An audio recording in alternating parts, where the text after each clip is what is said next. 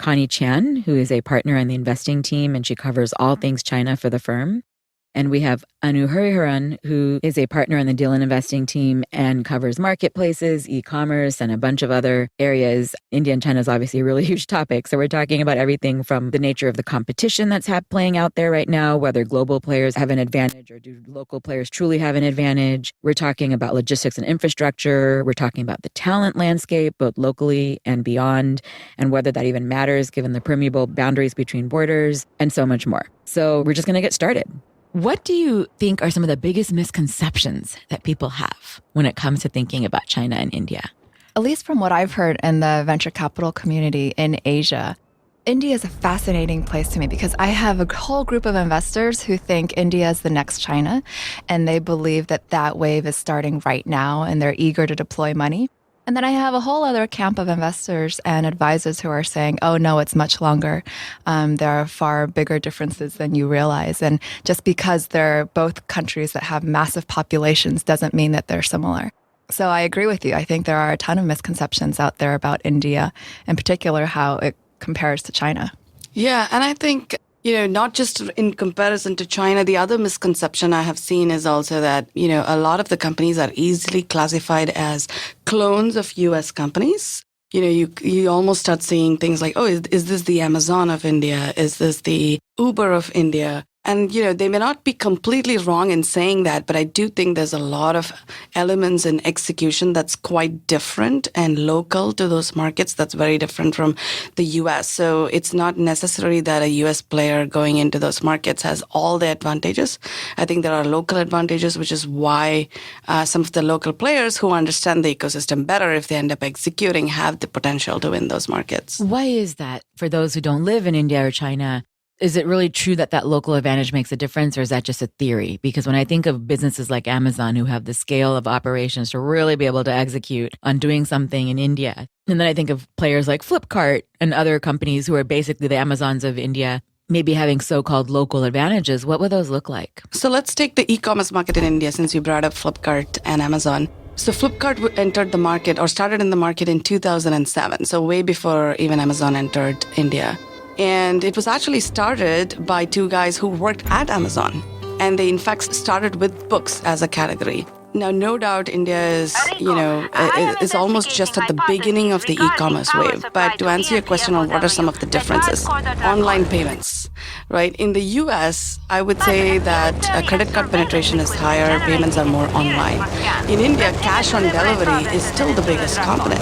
In fact, I think there was a report that was recently quoted saying that credit card penetration in India is only about 4%. So you can't really think of doing transactions online. So Flipkart was one of the first players in India to roll out cash on delivery. The second is logistics and infrastructure. If, for example, Jeff Bezos has said this many times, when he started Amazon, he drove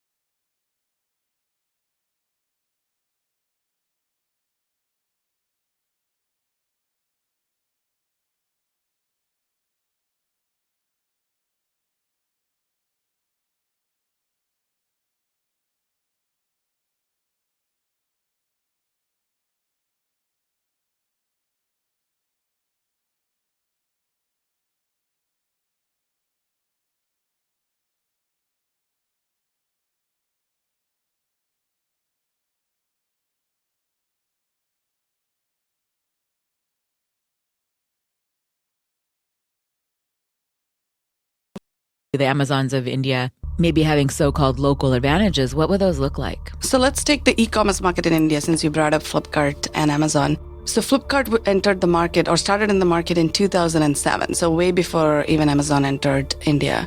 And it was actually started by two guys who worked at Amazon. And they, in fact, started with books as a category. Now, no doubt India is, is almost just at the beginning of the e-commerce wave. But to answer your question on what are some of the differences, online payments, right? In the US, I would say that credit card penetration is higher, payments are more online.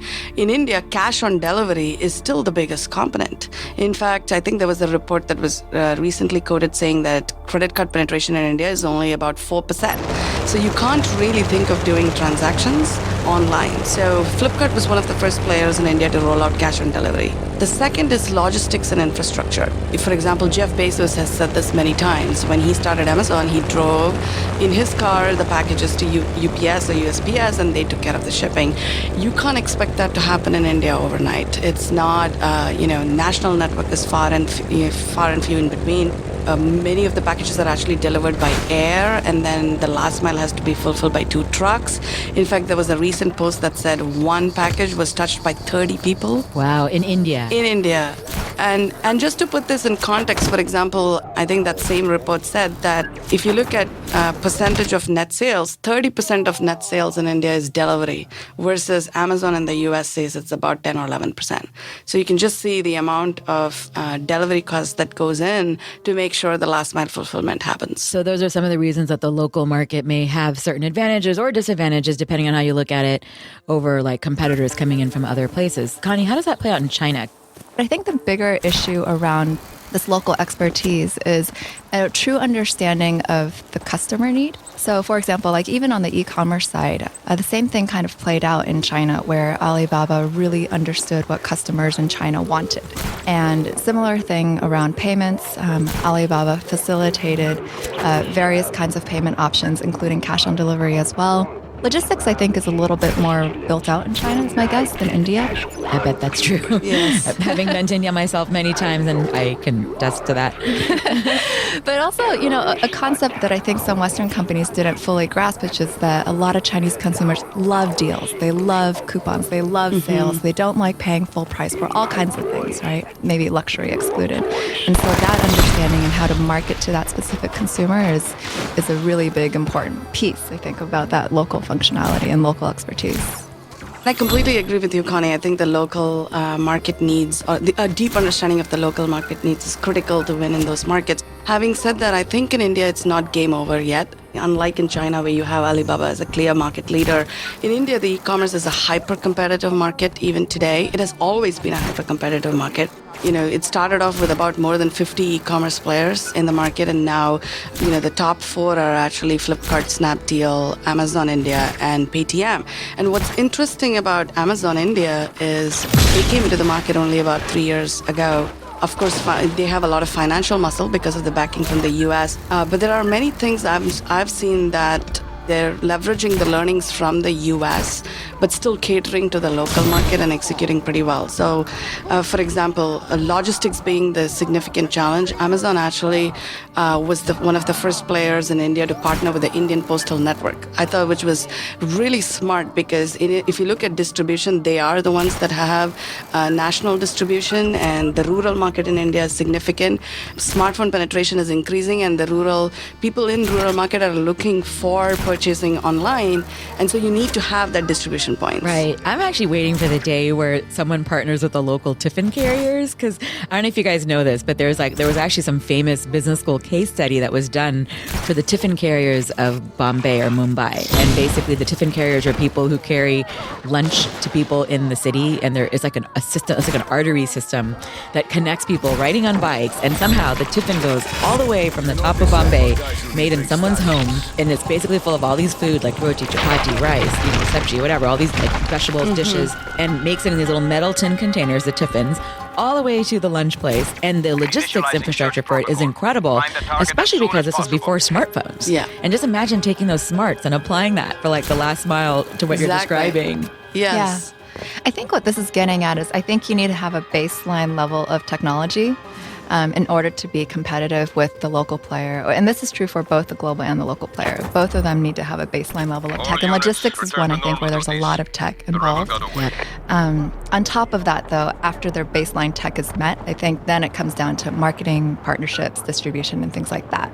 And that's where the local expertise is really critical. How about on the product innovation side, and actually more specifically the design side? There's a lot of things that people write about, the differences in designing for a different cultural market. Are there any universals here? Are there like specific things that you guys have noticed in both China and India and how some of the design trends play out? I think that today, because of a lot of traffic between the two countries and a lot of people who live in the US have moved to India, and there's also brand perception, I think at least the consumers in India have an expectation for how that particular fulfillment should work, similar to how in the US. For example, when Amazon came to India, they actually had a guarantee same-day delivery. And so immediately the consumer's expectation was, all e-commerce players in India should offer that. Why is that not the case? Right. Some of my friends who had moved from here to India wanted Amazon in India to work like how Amazon worked in the US. So there is that perception. In terms of unique product innovation specific to the country, I've not seen something in India like what WeChat has done in China, for example. I think in India, it's still a lot more, it's quite early, to be honest. And then I also think that the local players now in the e-commerce category, for example, to some extent have actually followed Amazon India's approach by trying to partner with the postal network, by trying to offer same-day delivery. So I wouldn't say on the product innovation angle, I've seen a lot of differences.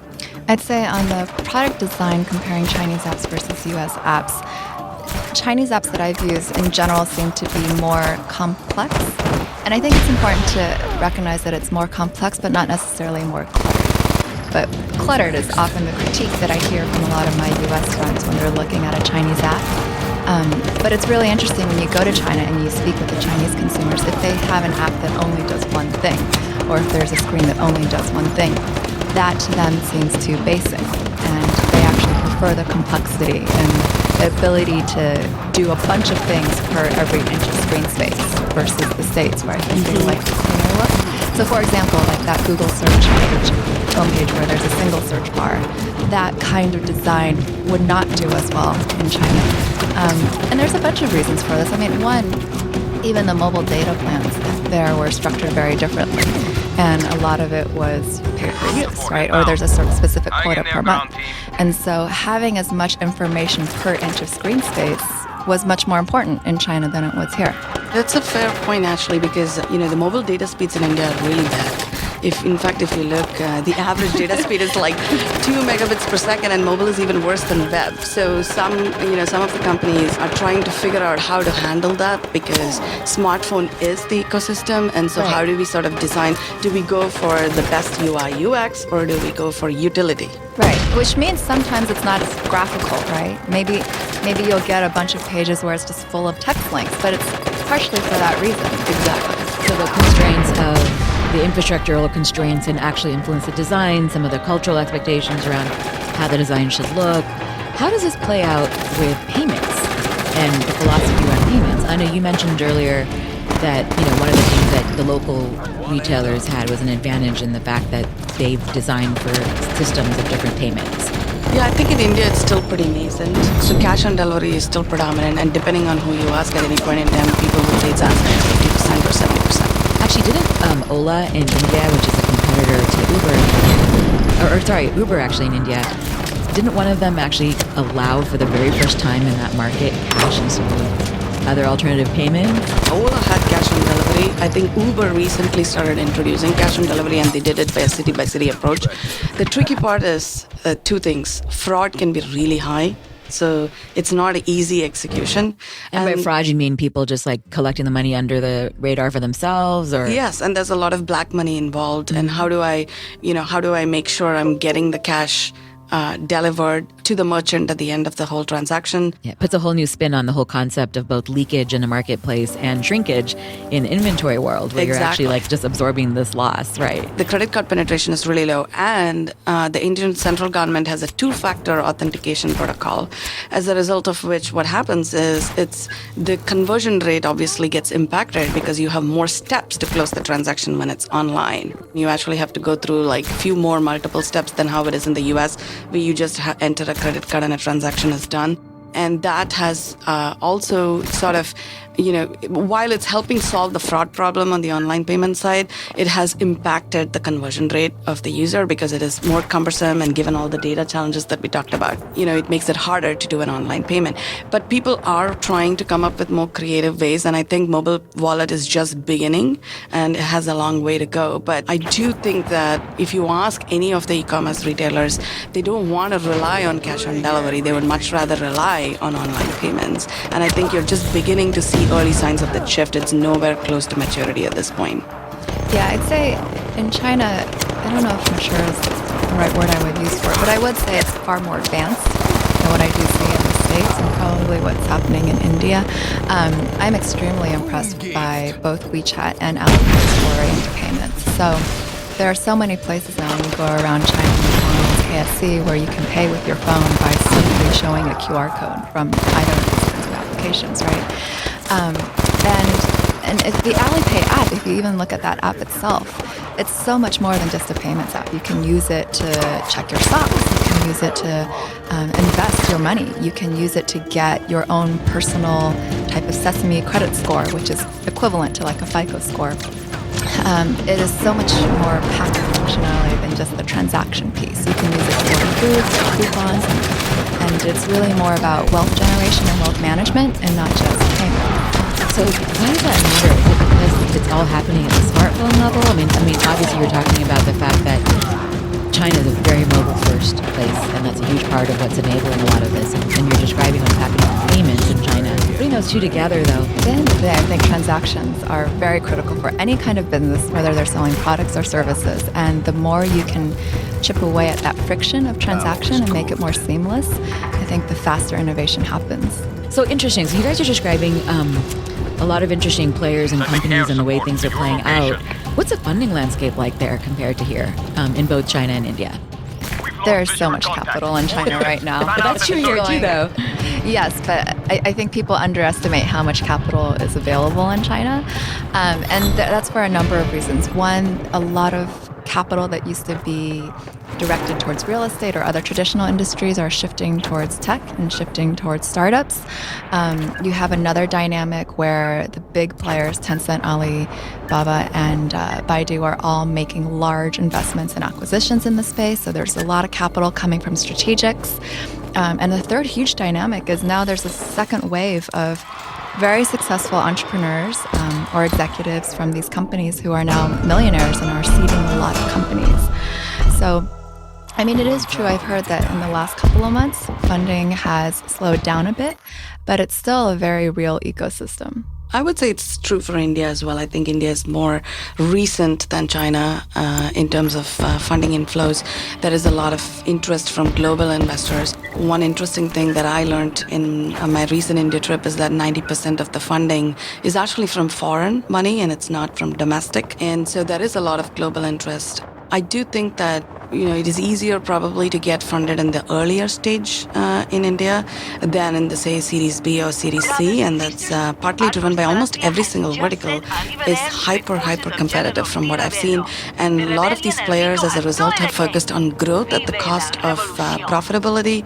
And so you therefore start noticing sort of a crunch in funding when it comes to the, Series B or Series C stage and so on. On that point on, foreign versus domestic, there's a nuance there when it plays out in China, which is whether the fund is a renminbi denominated fund or a US dollar one. And that also affects that particular startup's ability to go public in the States versus go public in one of the China stock exchanges. Why is that? Well, for example, if you that's all related to the company structure, and it's very complex in terms of legal ramifications if you choose to set up a US dollar fund versus a renminbi fund. It changes the kinds of companies you can invest in, and for those companies, which indexes they can go public on. Is the ecosystem similar in terms of like VCs, like Andreessen Horowitz, or private equity players, or is it big conglomerates or big companies with corporate venturing arms? Who are these players that are sort of providing this capital in both of these ecosystems? So in the Indian ecosystem, I would say on the seed stage, it's probably similar. investors and you have venture funds. In fact, Sequoia is quite an active investor, and so is Axel and Lightspeed. So it's very similar. As we were talking about, the Series B and Series C is when it sort of changes. I think a lot of the money at the later stages have come from Tiger, DST, and SoftBank in India. So just to be clear, Tiger, which is US based, DST, which is based in Russia, or technically headquartered in London. They do global. Right, and SoftBank, which was originally Japanese. Correct. Yes, and recently Alibaba and Tencent have also entered the market. So we have investors from all over, I would say. So it is slightly different in terms, but you do see a lot of similarities. And we've seen Tiger especially now is doing investments in India at all stages, so they're also participating actively in seed and Series A. I think in China, the mix of domestic versus foreign is probably fairly steady between Series A and onward. Seed is probably the only one where I'd say it's mostly domestic players. Oh, so when you say steady though for the mix in the early in the Series Meaning A, that there are funds that are both domestic money as well as funds that are headquartered. there's a lot of Chinese investors investing in India. Talk to me a little bit more about how that's playing out. Yeah, I think so. They've recently entered the market. I would think that Alibaba entering the market is, this is speculation, but I would think it's probably a strategic interest as well. I mean, they are the biggest marketplace in China with a global ambition, and given the hyper-competitive space in India, and given Amazon India is also actively increasing their presence, I can only imagine that at some point in time they might want to make an entry. They're also proactively scouting for investments in other spaces. Consumer internet, I would say, is really hot in India these days across many verticals.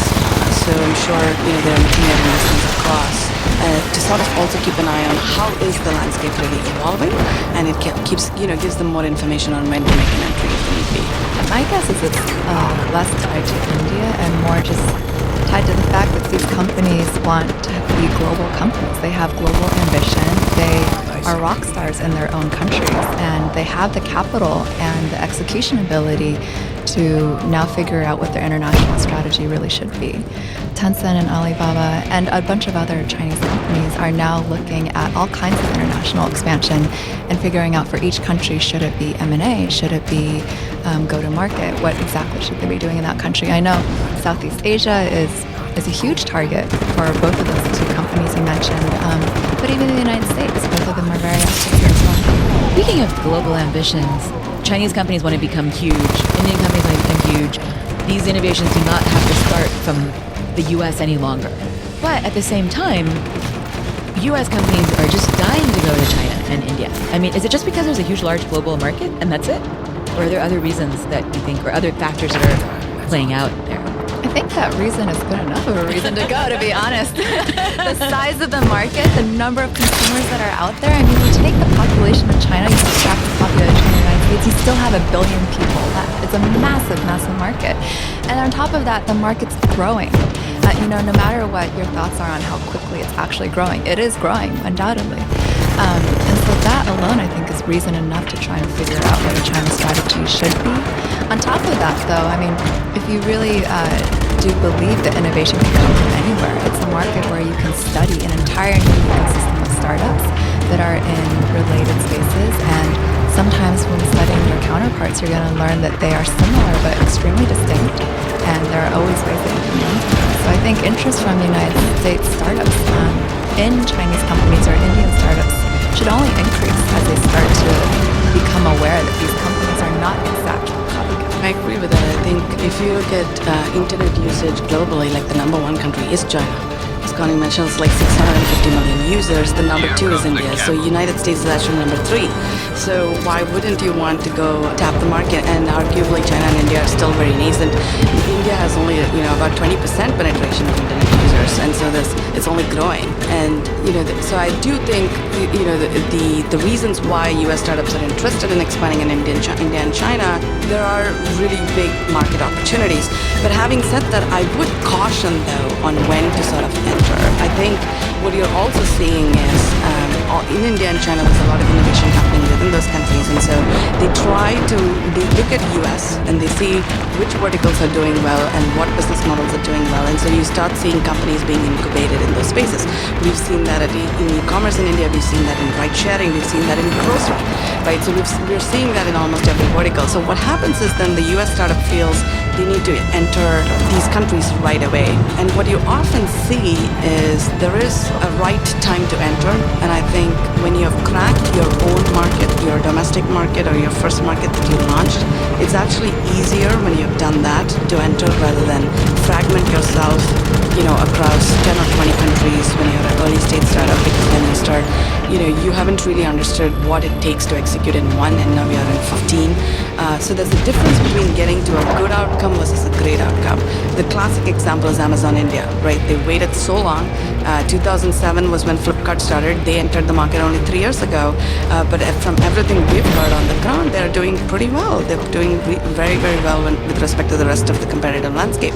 It's so fascinating watching all the players trying to compete with each other, both domestic and international, especially when it comes to ride sharing.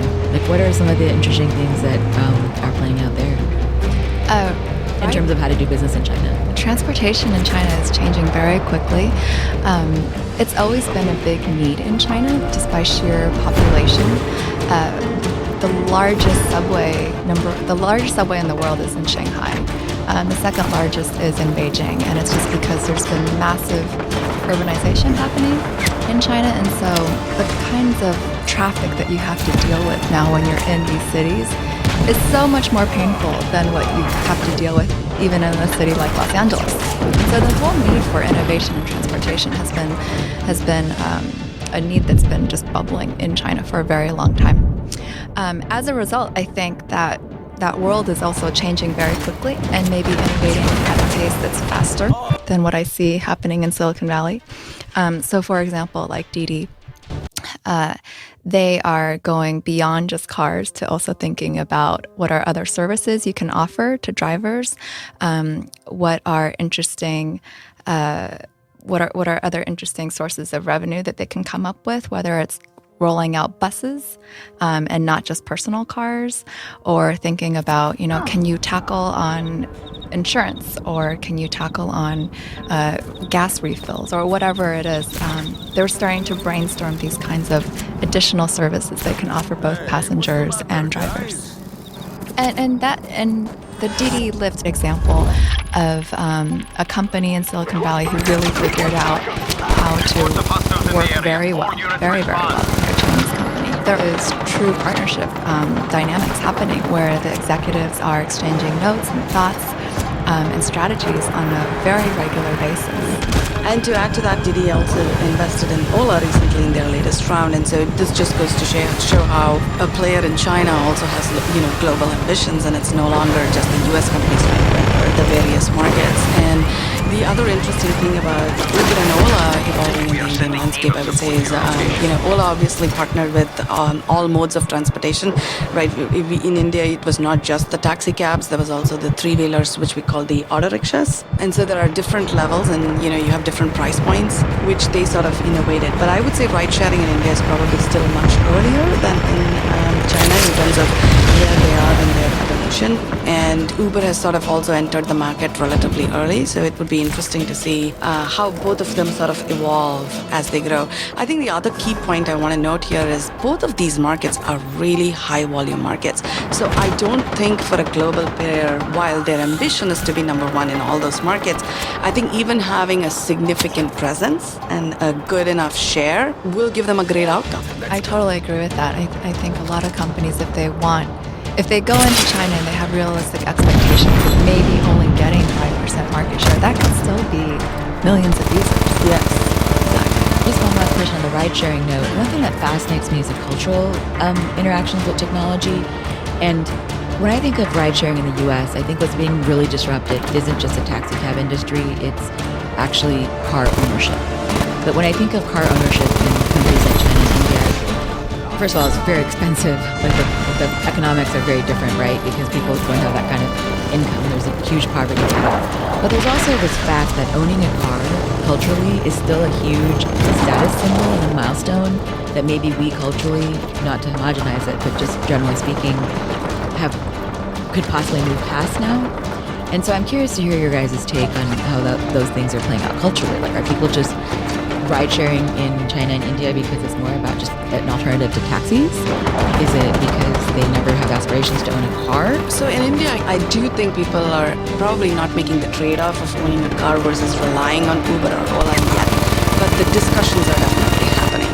To give you more color on it, in India, it's not just about owning a car. Most people also have a driver. Employ a driver to drive a car, that is extra cost as well. And you're sitting hours and hours in traffic, so if you don't have a driver and you're driving the car, then that is unproductive time because it could even take 2 hours to get to work each way in metros, given the infrastructure is still far behind. I do see quite a few people that are relying on Uber or Ola, given the cost efficiencies, and therefore choosing that over, asking the driver to come to drop you at the airport and so on. I also see the senior population in India relying more on Uber and Ola, which is a very interesting phenomenon. That is interesting because I think that one of the most fascinating cultural shifts in China and India and compared to the US is how people take care of and think about their elderly. So that's really interesting. Yeah, I've seen a lot of people who are above 60, for example, who do really worry about driving in that traffic when there's not really lanes in particular or roads in particular, and so they actually really appreciate Ola and Uber and those services, and almost rely on those even for their day-to-day activities. I think in China, smartphone penetration for that particular age group is still a lot lower than what the smartphone penetration is for people in their 20s. So I wouldn't go as far as to say that elderly folks in China are able to use Didi to get around or figure around that easily yet, just by sheer not having a cell phone. I would say that I think the answer to this question, at least in China, is going to be completely different if I think about a tier 1 versus a tier 2 city, and also if I compare different age demographics. In China, I think also the general trends around age demographics are also much more distinct than I would say even in the United States. People who are born in the 80s or 90s will behave very, very differently. And it's partially a cultural and a history related phenomenon where people who are born in the 90s have never really experienced that much poverty. They're mostly all single children where they don't have siblings, and so they're either inheriting a lot of money or they are responsible for paying for not only both parents but both sets of grandparents, and they have a lot of financial burden. It can be one or the other. And so the behavior, I think, of age demographics in China is going to be really different. I do think a lot of people who are born maybe after the 1990s in China are probably much more eager to use Didi and Uber as a car replacement. The older generations, I don't think is fully there yet. Same thing about drivers is happening in China, or it's happened for a very long time. A lot of people who have the means do have their own personal drivers. And there's also fun nuances here when I talk about tier 1 versus tier 2 cities. So for example, in Beijing, even if you do have a personal driver, just by sheer law, based off your license plate, there is one weekday every single week where that car is not allowed to drive. And so you either have a second card or a second license plate, or you are using Didi or another service for that particular day. So fascinating. Well, on another cultural note, just to revisit a theme that's kind of popped in and out of this entire conversation, which is around copycats versus innovation and how we define it. Because a lot of people, when they think about China and India, initially thought about the innovation happening as just duplicating what was happening here. And we're talking about a lot of local customization. But we're also talking about something more, what other people have described, improvisers versus just copycatters, and then what comes next after that. Do you guys have thoughts on what innovation means in China and India? I think in India, you improvise is probably a characteristic of the types of innovation that you're seeing. So if you look at e-commerce, the initial ambitions of these players were, we want to be the Amazon of India. If you look at grocery, it's like, oh, should we be like Instacart, right? So I think that it's more about rolling out those models, but then learning quickly what are the challenges of the Indian market, and so how do we sort of tailor to that to make sure, we're able to satisfy the customer or delight the customer in the end-to-end experience. I think in terms of totally new innovation, which is like, should the US companies look at it and learn from it? I think we're still very early in that ecosystem. I would say, though, that in fact, because the resources in India, the labor cost is relatively cheap, what you tend to see is sometimes problems are handled with heavy operations versus technology. That is a stark difference I've seen when looking at US startups versus Indian startups. For example, to give you an example, when you look at a Series A US startup or a Series B, if you sort of get surprised if they say I have 150 people or 200 people. Like, that's a lot of people. In India, it's quite common to say I have 650 and 900 people in a Series A, right? Wow, So, 900 at a Series A. yes, you can hear people say 650 or 900. That's crazy. Yeah. And I think it's largely because you have a call center operations for even getting orders. So even though we live in the online economy, people, some of consumer behavior is I use the website or the mobile app to browse, but I want to be able to call to place the order. And so people start investing in call center operations. And so I think that because labor is cheap, people don't think twice about, how should I optimize for technology and keep costs lean. The labor market really influences one of the resources that people use for how to actually innovate. That's just fascinating. Yeah, I'd say innovation is so hard to define, but in my mind, innovation is improving the status quo. And so in China, that can play out in so many ways, like with companies like Xiaomi, but a bunch of other hardware players. China has a lot of real innovation happening on the supply chain side and manufacturing. On the consumer internet side, I think a lot of the innovations around business models. How do you monetize? How do you figure out what that Chinese consumer really wants? And how do you market it to them? So speaking of that, is the nature of the firm, like the definition of a company, kind of different in both of these places? Because again, one of the threads that struck me is so fascinating about the WeChat story is the role of the conglomerate versus like an individual company, like a small company, or whether it's a startup or a huge company like, an IBM. But we're talking about a different type of firm, like a different organizing entity that has a different mindset. How's that kind of playing out with this question of innovation in both China and in India? Yeah, well, I mean, in China, Tencent, Alibaba, Baidu, but even companies like a Xiaomi or a Qihoo are very active in areas that are outside of their core product. And they're very active in making investments. They're very active in doing partnerships. And I think that's a wonderful thing. I actually think that just gets the ball rolling even faster in terms of innovation. And I really do think it's fantastic for the Chinese startup ecosystem as well, that a lot of these companies are not just looking at what's hot and rebuilding it themselves. They're now spending a lot of their own dollars to partner and invest in these things. I think the Indian ecosystem is quite different from that, and it's partly driven by the fact that it's still early. You don't have an Alibaba yet in India. You don't have the Google of India is Google, the Facebook of India is Facebook, right? So you're almost seeing the first wave of innovation only now, I would say. I would argue that it's very recent. And so we have to wait and see how this ecosystem evolves. But I do see those entrepreneurs really helping out the other startups in the ecosystem and also keeping an eye out on potential acquisitions. Flipkart has done a lot of acquisitions. I mean, as I mentioned earlier, there were 53 e-commerce companies in India at some point, and they have acquired, lots of them in different verticals as They're it all made sense. consolidated. So I do think that you will see this phenomenon of this behavior only in the next wave because we're still nascent in the startup ecosystem. And Tencent's mind or Alibaba's mind. My guess is a big reason why they're doing so much M&A is because they understand the value of distribution. And in China, distribution is so valuable. If you have some kind of partnership with WeChat, that is almost instant guaranteed success for any startup.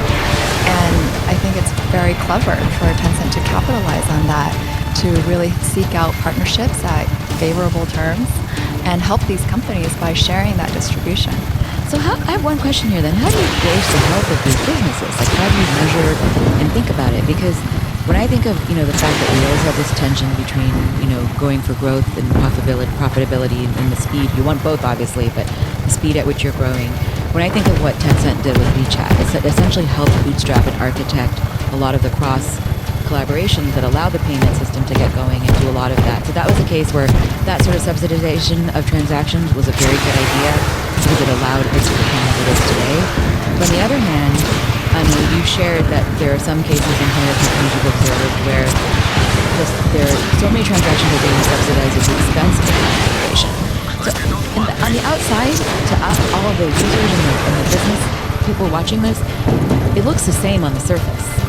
How do you tell the difference between what's sort of a healthy version of that and an unhealthy version of that? The way to think about it is you really have to look at your burn, right? And is your burn really subsidizing transaction, or is your burn because you're investing for the long term? And the classic thing that you want to observe is if you're spending money on infrastructure in India and building that logistics distribution network so that you're set up for success long term in terms of improving customer experience and you own that, then it's okay to burn that cash.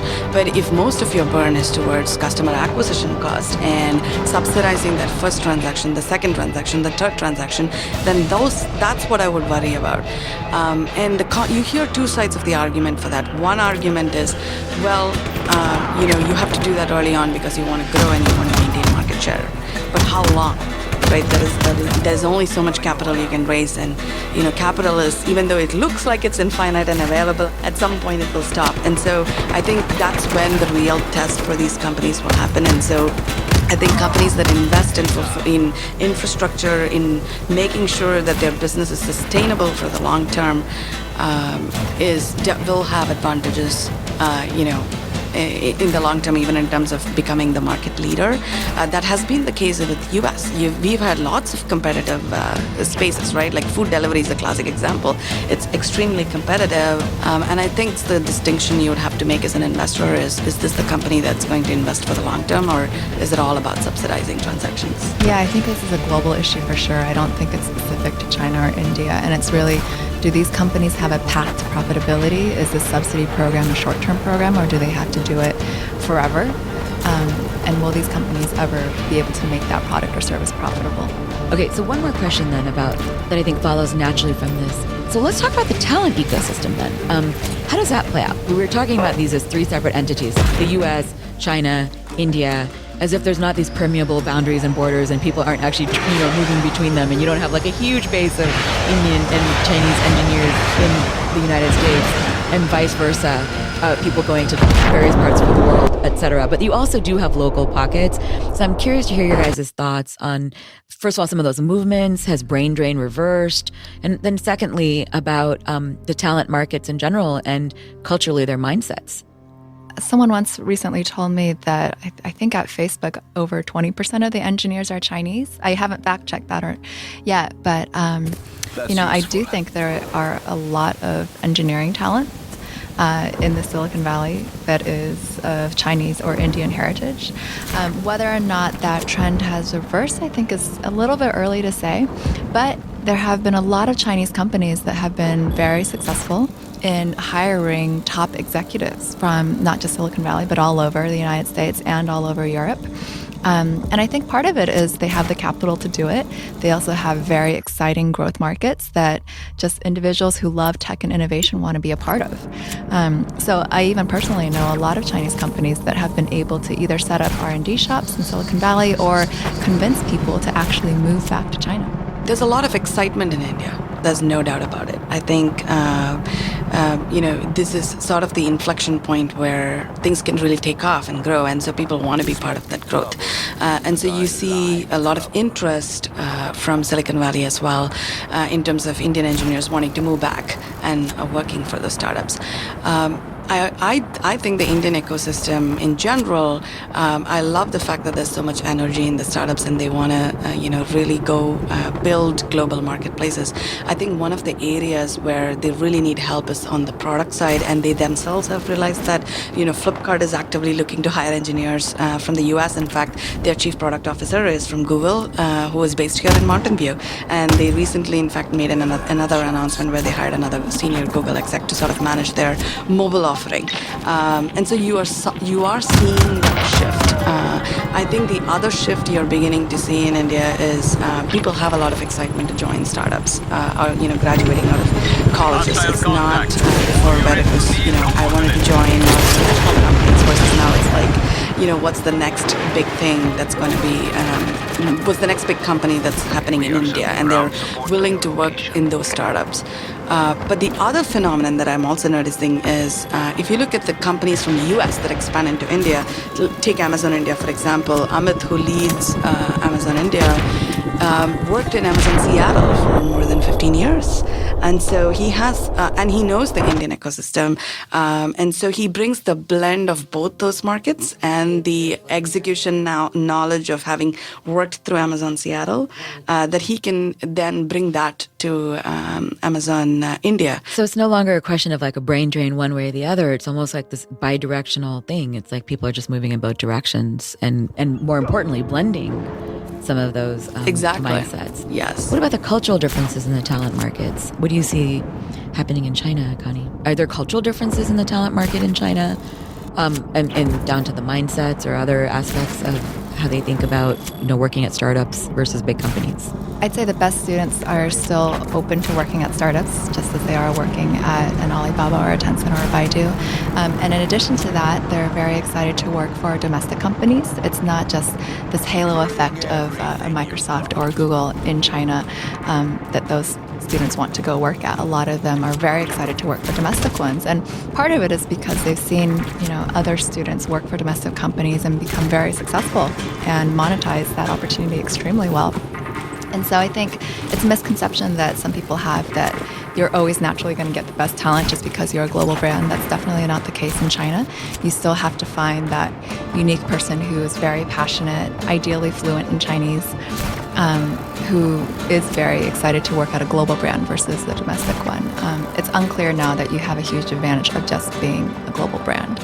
I'd say another cultural difference is at least something that I noticed at Alibaba, which has been extremely successful for that company, at least in its early years, is a really strong sense of building company loyalty. And I think that paid off for Alibaba tremendously versus the eBay China team in the early years, because Alibaba was able to retain really good talent. They were extremely hardworking. They have this one rule, which is that if you leave the company twice, you cannot come back a third time. I think they've only broken that rule once in the tens of thousands of people they've ever hired. And so they value loyalty a ton. And as a result, you have a bunch of employees there that have worked across different departments, who have worked across different cities. And the same thing that Anu was mentioning about a person who was coming from Amazon Seattle going to Amazon India, that same kind of ability to pass on that culture, that history, that product knowledge happened at Alibaba for its early years very successfully. So this idea of building loyalty and team culture, at least for some of the big companies in China, has been working out really well. That is very interesting, because in India, I actually see the attrition problems to be as significant as in Silicon Valley. You do see that a lot of engineers move across startups. They switch every 2 years or every 3 years, and there's heavy competition in terms of compensation and pay as well as a result. So it's very interesting to see how Alibaba was able to do that, build that loyalty that early on. There's probably still attrition happening in the Chinese startup ecosystem, but for the big players, I've been shocked at how well they've been able to maintain their folks and inspire them and keep them motivated. I wish we had a lot more time to talk about it. I feel like the three of us just having a typical lunch conversation that we would have, just talking about all these great things. Thanks for joining the A16Z podcast. There'll be many more ahead. Thank you. Thank you. Sending additional ground forces to your location immediately. Welcome to the A16Z podcast. I'm Michael Copeland, and we are still in London, and we are lucky to have with us two of London's most interesting and dynamic entrepreneurs and investors. Reshma Sahoni, founding partner of Seedcamp. You guys are the fund for first-time founders of choice, or that's what you want to do. I can't even say it. Close. We're trying to be, we're aiming to be kind of the choice of European founders as their first round fund in, across. So we're extremely aggressive for Europe. We're doing about 40 investments a year. So that puts us in quite the very active kind of investor role here. Extremely aggressive, and you will note from Reshma's accent that she is also from the U.S., but has been here for 14 years and is drinking tea, so maybe she is British after all. And we have with us also a man who is known by one name here in the London investing community, Shaq, who is a longtime entrepreneur and investor and was the man at Spotify for Daniel Ek, who sort of got everything done. Shaq, welcome. We've had a lot of discussion about London as a tech center. What pieces are in place, and what can London become that's unique to itself as opposed to trying to emulate Silicon Valley? Yeah, I mean, I think, last 5 years, and we've been around sort of 8 years, is a lot of the fundamentals are there. So you've got everything from beginnings of policy to encourage investment, talent with visas and so forth, to the universities that breed that incredible sort of talent, emerging kind of powerhouses around artificial intelligence, et cetera, to the accelerators, seed funds, more and more sort of Series A growth investors, American capital, Chinese capital sort of coming in. So all of those pieces are there. They've been building some pretty interesting companies. We use a term around sort of derivative companies, which are great sort of standalone businesses as such and can be quite valuable, but we haven't quite hit that sort of massive platform business yet. Right, something original that grew up here. And right? well, I think Nodal kind of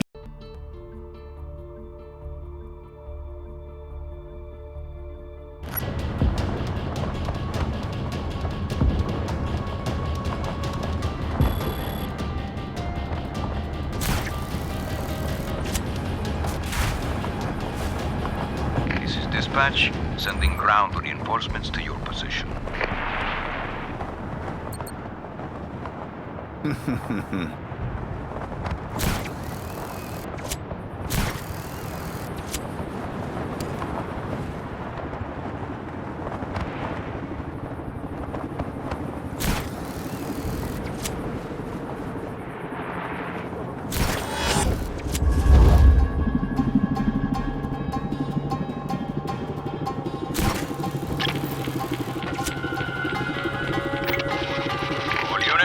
Have reports of violence.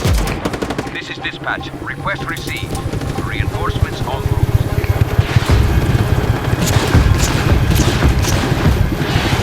Who's next?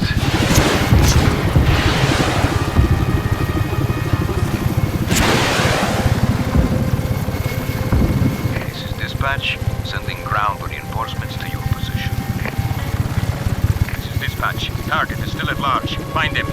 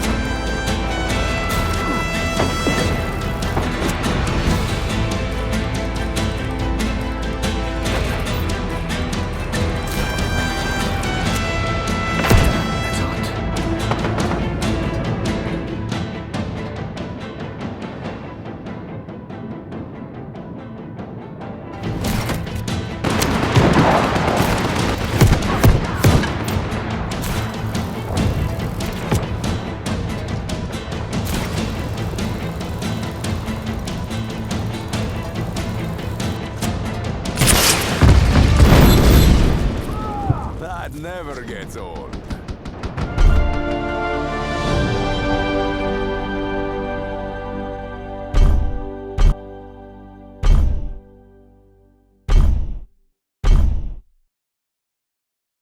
This place looks better on fire.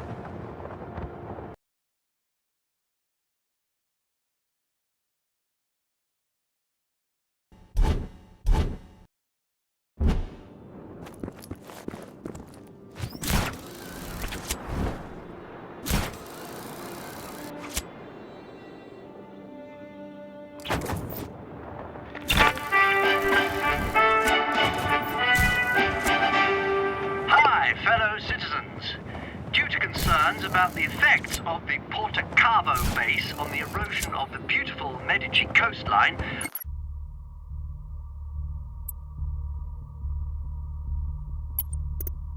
Our compassionate leader decided to get rid of the base entirely. It's great to see all these exciting new projects happening in our fair country, isn't it? Isn't it? Viva Medici!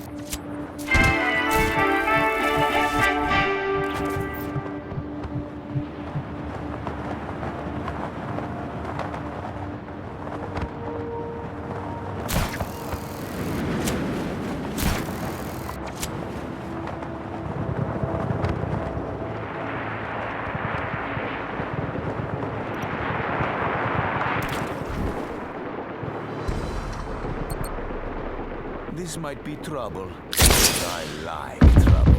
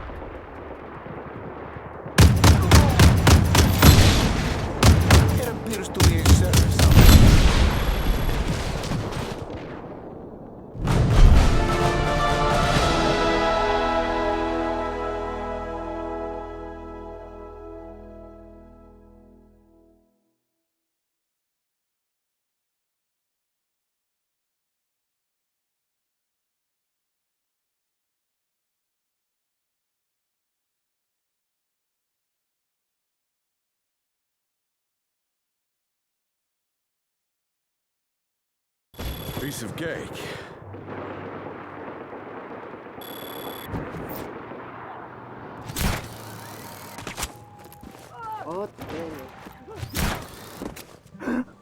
Lead us, Rico!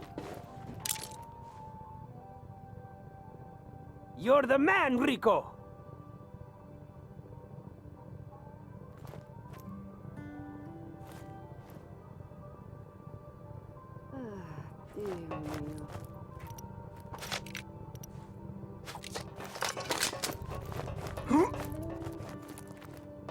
Rico, frate, what are you doing?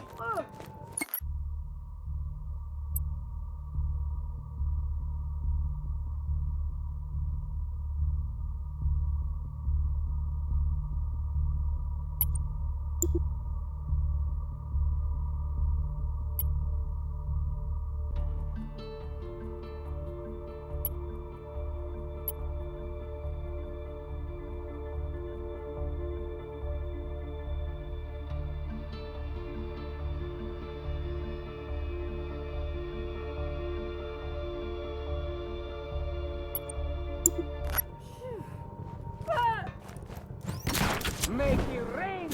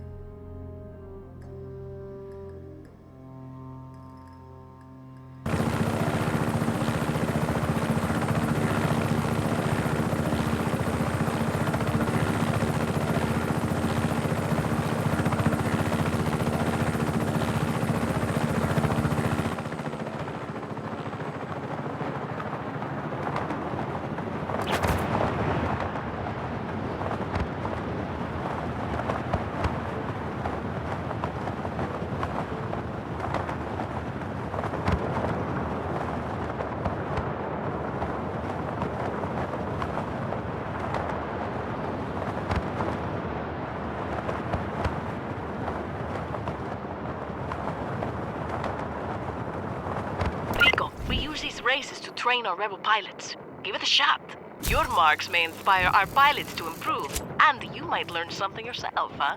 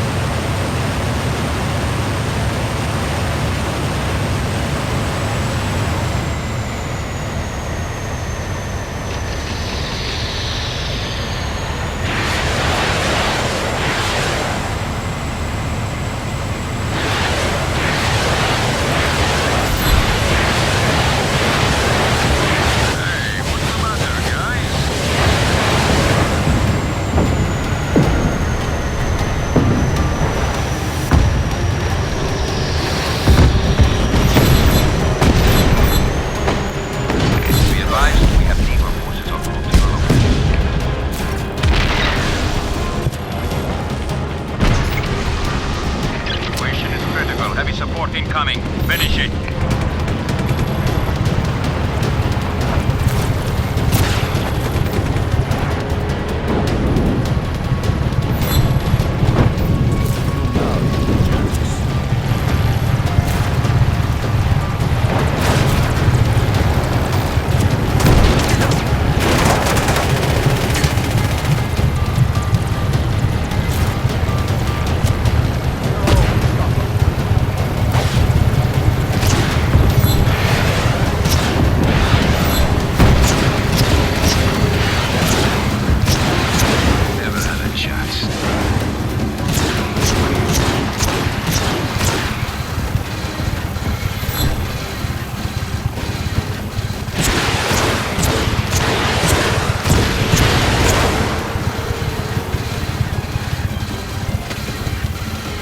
Target is at large. Re-establish visual contact immediately.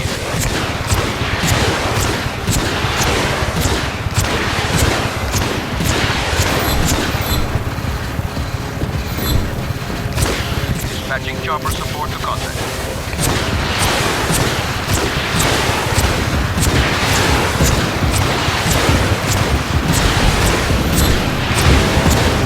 Attention all units, target escape. Stay alert.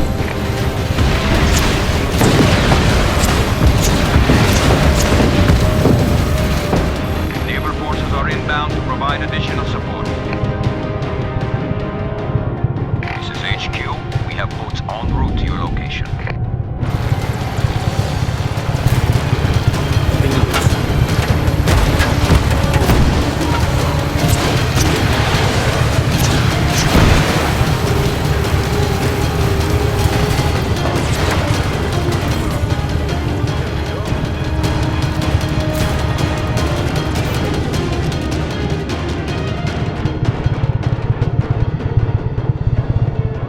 Be advised that chopper support is approaching your location.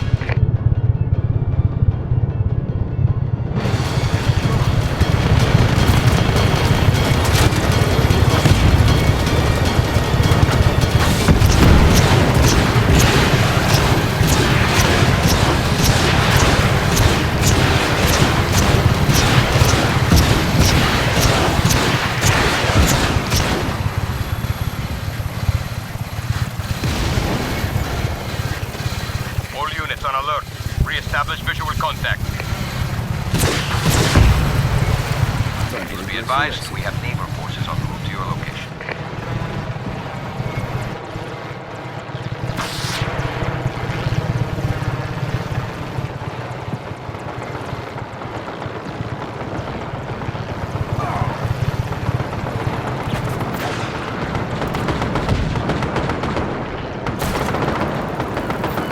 This area is restricted. Looks like Leave you don't want immediately. me.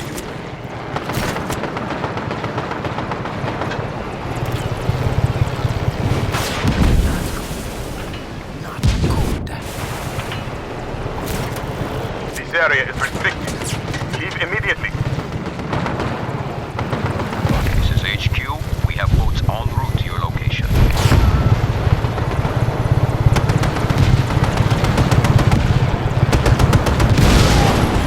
Next. Naval forces are inbound to provide additional support.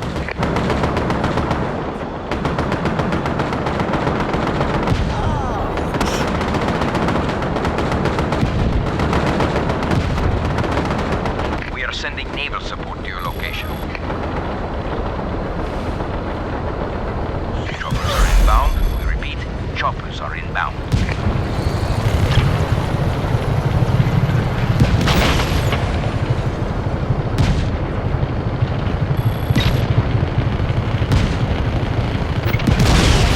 Spiraling out of control.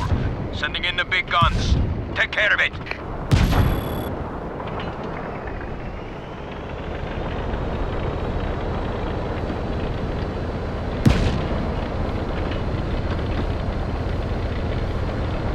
Naval forces are inbound to provide additional support.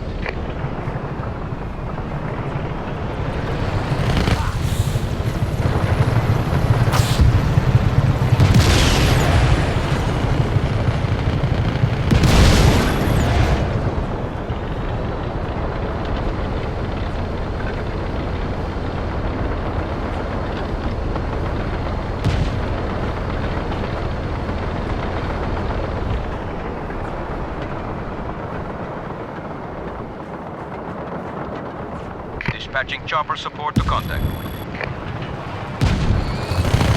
This is HQ. We have boats en route to your location.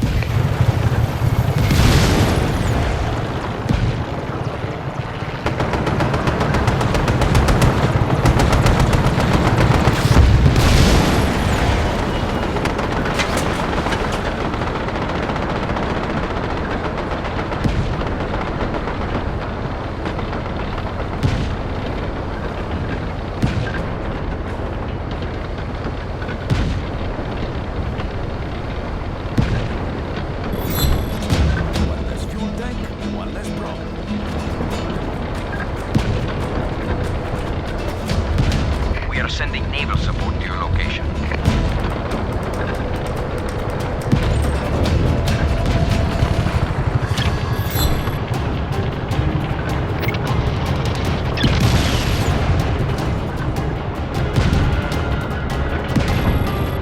Please be advised, we have naval forces en route to your location.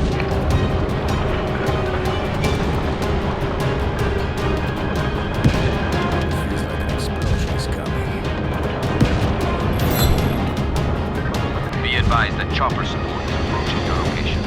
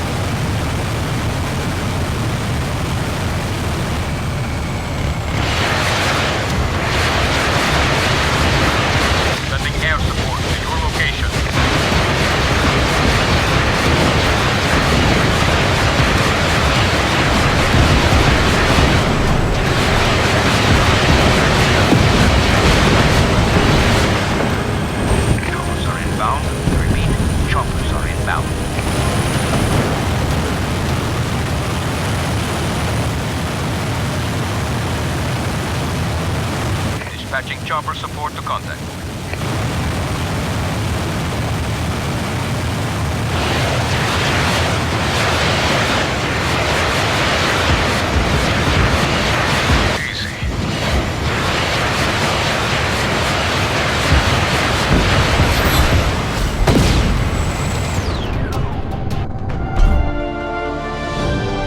Be advised that chopper support is approaching your location.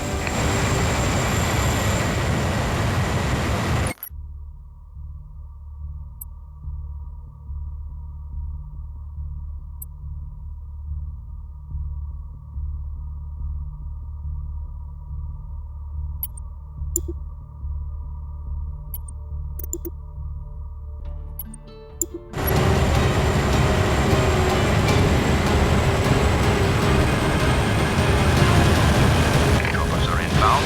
Repeat, choppers are inbound. Sending air support to your location.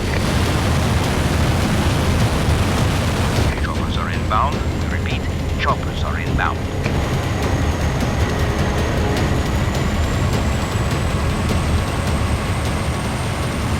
All units, find the rebel. Pursue aggressively.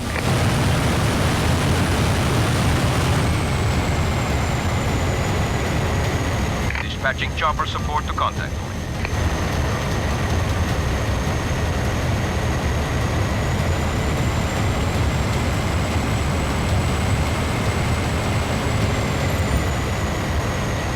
We've lost him. Get back to your posts.